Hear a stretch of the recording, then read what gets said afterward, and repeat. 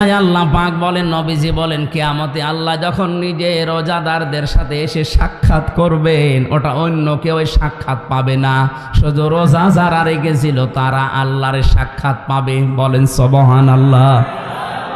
কোরআনের আমল যদি কেউ করে তার পুরস্কার কে দেয়?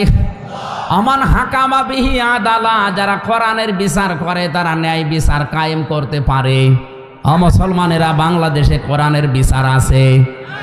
এই বলেন, কোরআনের বিচার থাকলে আমি 3 বছর যে ভেতরে কাটালাম কোন কারণে?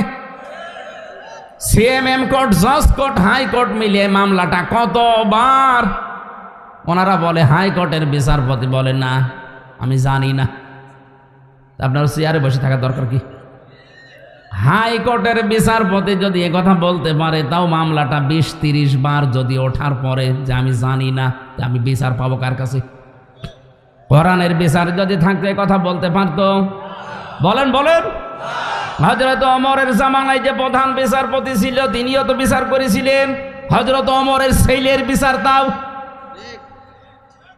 এজন্য কোরআনের বিচার থাকলে সেখানে ন্যায় বিচার পাওয়া যায়, কোরআনের বিচার না থাকলে সেখানে অবিচার শুরু হয়।